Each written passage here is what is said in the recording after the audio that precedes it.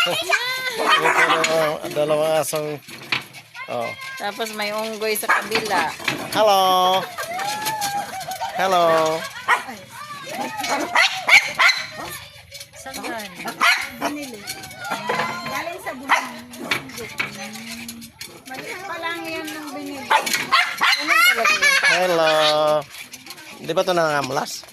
Paano ka maabot niyan? Ayan o, unggoy. Nakakulong yan. Ay, oo.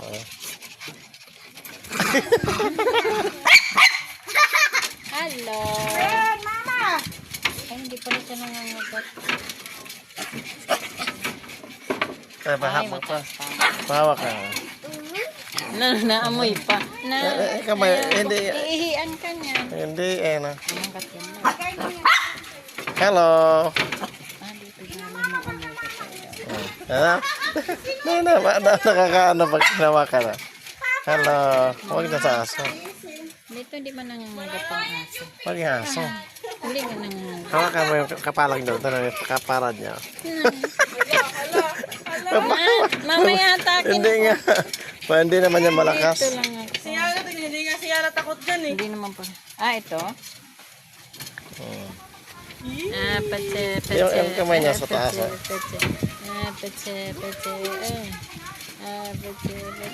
Itong kamay nito. Yan o, yan dyan o. Ayoko nga. Patingnan mo ito isang aso. Tingnan mo. Yan na yan. Natatakot ako. Hindi, lagi. Ah! Huwag magagalit lang. Mag-ilaw galit. Tingnan mo yung pututoy niya. Ah, pututoy. Lakat tayo. Bigla kang ihian Ang yan. laki ng buto. Ang laki ng itlog niya. Ito ba yung liit ng ano? Putoy. Tingnan mo, tingnan mo si Yana. Wag. Lapit.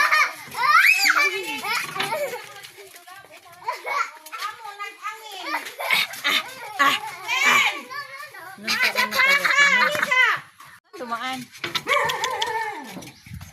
Hello. Hindi, kinuha yung isa. Ang cute yan o. Ang kulit. Ano o? Kaki ko. Mas malaki ito ni Sasi.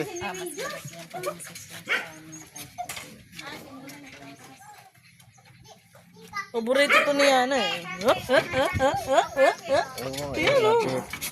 Hindi yan. Hindi ka man nilalapit. Ito yung sa amin. Je. Ito yung pa sa amin. Ito yung sa amin. Ayan. Bagong gupit din siya. Parang ganun ang kulay.